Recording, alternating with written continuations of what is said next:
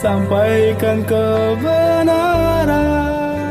Wa asyhadu anna Muhammadan abduhu wa rasuluh. Allahumma shalli wa sallim wa barik ala hadzal nabiyil karim wa ala alihi wa sahbihi ajmain.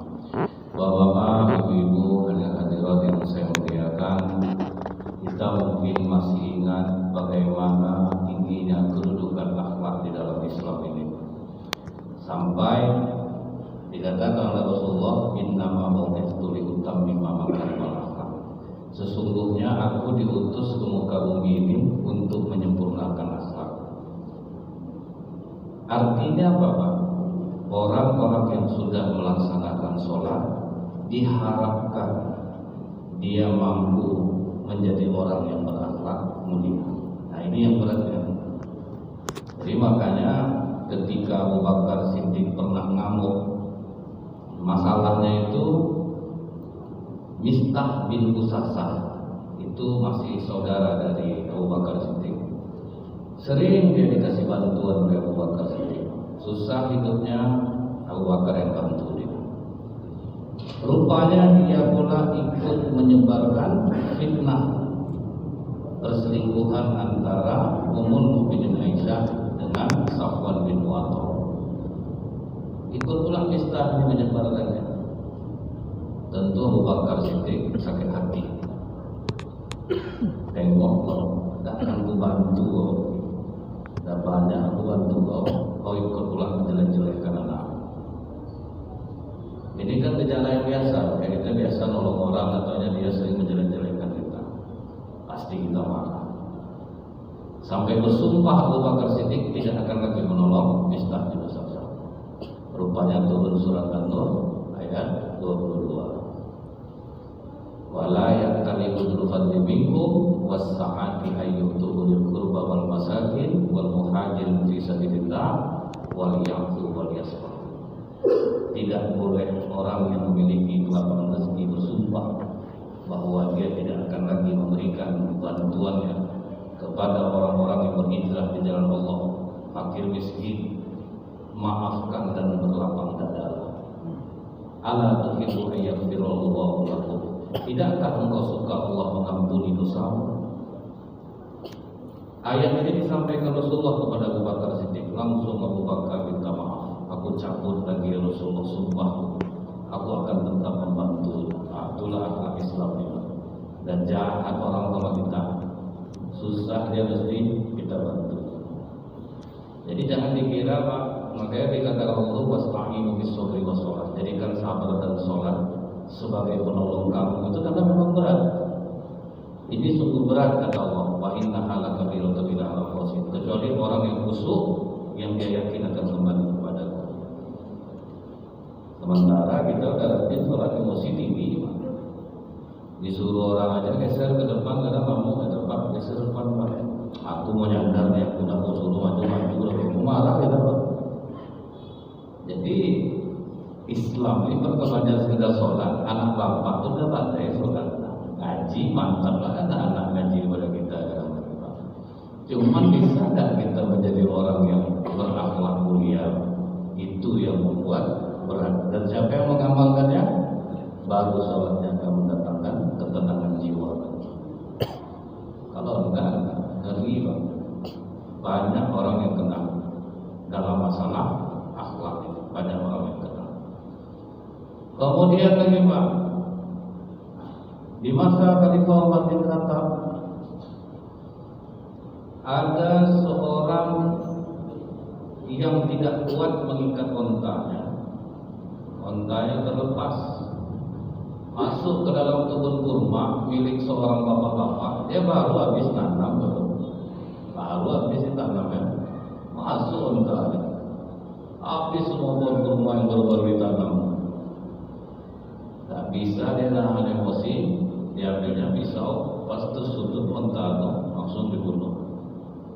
Padahal mahal onta itu lebih daripada bibit kurma yang dia tanam. Itulah kita ini ada kadang mewarisi sifat zalim dulu.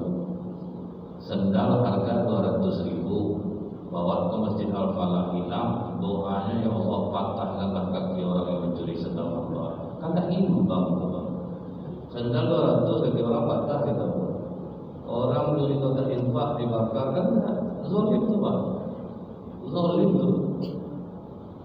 Jadi onta orang dibunuh aja ini sama Rasulullah, orang-orang Islamnya juga ada yang emosian juga. Dibunuhnya onta orang ini, tak lama nak habis sholat, ditengoknya ontanya tak ada, dicari-carinya disampaikan orang tadi masuk ke kebunnya. Masuk dia ke kebun tuh, rupanya nampak dia bapak tu megang pisau berdarah-darah, ontanya mati. Pak, ni onta saya Pak. Bapak yang bunuh. Ya aku yang bunuh, aku baru nak masuk onta kau sini.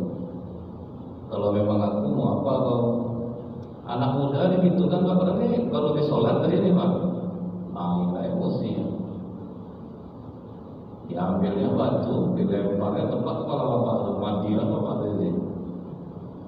Makanya kata Rasulullah ketika ditanya oleh sahabat, ya Rasulullah, tunjukkan aku amalan yang ringan yang bisa mengantarkan aku ke surga. Bisa kita ada sholat ya Rasulullah, ada nggak amalan yang ringan aja ya Rasulullah yang bisa membuat kita masuk surga? Rasulullah cuma jawab apa Pak? La taqtah, jangan marah. Ada nggak lagi yang lain ya Rasulullah? Farad dan miram qala la taqtah, tidak ada. Itu Pak, mengendalikan marah itu sulit gitu. Ketika ada dua orang yang sedang bertengkar, kata Rasulullah, aku tahu cara memadamkan api kemarahan mereka. Apa itu Rasulullah? Berta'awuzlah. Bacalah a'udzubillahi minasyaitonir rajim. Udah kami baca dan Ustaz mau bilang. Kalau memang kita tidak menampung zikir itu Pak, ya susah juga. Sering-sering ditabung bacaan ta'awuz itu, a'udzubillahi minasyaitonir rajim, a'udzubillahi minasyaitonir rajim, sampai nanti Allah tuntun kita. Akhirnya kita mulai reda. Cuman pas bapak berantem sama ibu, jangan depan ibu bapak baca. Dalam hati Pak, bertambah jadi berkelahi. Istri sedang emosi Pak, alhamdulillah ini boleh Pak. Aku abang bilang setan. Ada. Abang jadi dia Pak. Jadi kalimat-kalimat seperti ini yang diajar-ajarkan Rasulullah juga. Tinggal kita aja lagi. Tinggal kita mau dah mengamalkan ini. Rasanya bapak memang agak sensitif orangnya, pemarah, tidak bisa diajak orang bergurau. Ini banyak-banyak baca. Tidak bisa menahan emosi, walaupun habis sholat, anak dari akhirnya dibunuhnya bapaknya. Kemudian karena dia menyesal bapak itu pula Pak, walaupun dia habis membunuh, bangkit sesal dia. Tidak ada saksi di sana yang menyaksikan dia membunuh. Cuma Islam mengajarkan berani berbuat, berani tanggung jawab. Digendongnya jasad bapak. Ditanyanya ke masyarakat, di mana rumah bapak? Itu pertanggung jawabannya Pak. Pokoknya apapun yang terjadi, aku siap. Di antara ke rumah. Lupa apa Pak itu masih bujang Pak, besarlah badannya. Kenapa Bapak aku minta maaf, aku khilaf. Bapakmu membunuh ontaku, kemudian aku tidak bisa juga nahan emosi. Aku ambil batu, aku lempar kena kepalanya. Di sini pula Islam mengajarkan Bapak tidak boleh main hakim sendiri. Langsung anak itu bilang yang jelas, selenggarakan jenazah ayahku dulu, nanti kau pertanggungjawabkan di hadapan Khalifah Umar bin Khattab.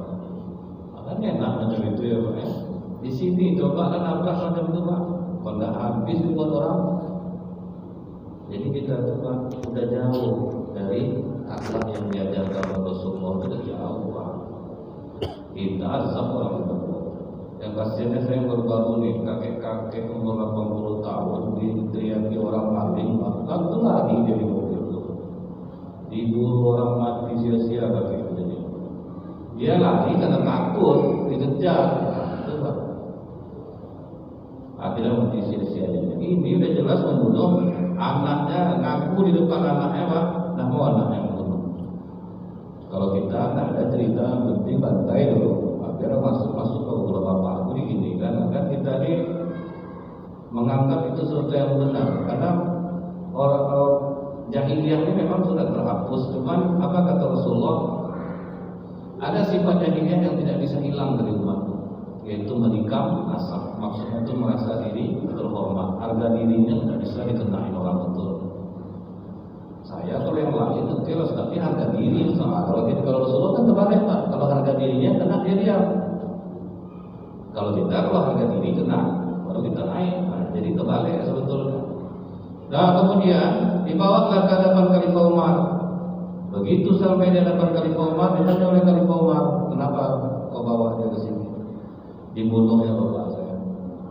Nengok muka anak ini tak yakin Khalifah Umar, nampak muka solehnya gitu. Betul yang membunuh. Malah anaknya bilang demi Allah Khalifah, sekalipun tidak ada yang menyaksikan, tapi Allah tahu aku membunuh. Itu jujur ya. Kalau kita kan demi Allah itu tipu. Demi Allah bang, aku tidak ada membawa nama abang waktu diperiksa. Ada dia nyebutnya Pak. Kan kita sering macam itu, kena periksa bahwa oh tega, aku membawa nama aku. Demi Allah bang, Allah saksi. Padahal dia nyebut tu. Itu menggunakan insya Allah untuk datang, itu kelakuan orang Malaysia. Datang dia akan berdoa, insya Allah saya tidak datang tu Pak. Insya Allah tu Pak boleh dipakai. Kalau kita 99% bisa datang, baru boleh pakai. Insya Allah. Izin Allah aja lagi yang mengizinkan kita. Kalau izin Allah tidak bisa. Jadi kalau kita kan gunakan insya Allah untuk tidak datang. Sama orang bertanya, arti Allah Akbar itu apa Ustaz? Karena itu tidak orang berdemo membunuh orang pakai Allah Akbar juga. Bunuh Allah Akbar, kan itu diri ya Pak kan? Salah menempatkannya. Karena dia sudah membawa nama Allah, akhirnya anak ini kata Khalifah Umar, kisos. Kau tidak boleh lagi keluar dari Madinah, kecuali ada orang yang menjaminkan dirinya untukmu. Berdiri Abu Dzar Al-Ghifari, aku yang menjamin. Karena anak ini harus pulang dulu ke kampungnya. Aku yang menjamin. Setelah itu Pak, 3 hari ditunggu rupanya tidak datangnya. Anak pemilik kebun kurma ini mengatakan, aku tidak peduli Khalifah. Yang jelas nama ayahku yang sudah meninggal harus ada yang menembusnya. Dan Abu Dzar yang menjadi penjaminnya. Singkatnya Pak, waktu dia mau dihukum pancung, Abu Dzar rupanya anak itu berlari dari jauh. Tunggu Khalifah, aku telah datang. Salut orang nengoknya Pak, kejujurannya. Akhirnya tersenyum hati anak pemilik kebun kurma ini. Aku maafkan kesalahan. Karena aku teringat kata Rasulullah, akhlak yang paling tinggi dalam Islam memaafkan kesalahan orang yang tidak termaafkan. Itulah yang paling tinggi. Awak mendendam macam di sini, macam bapak macam-macam di kantor pun jauh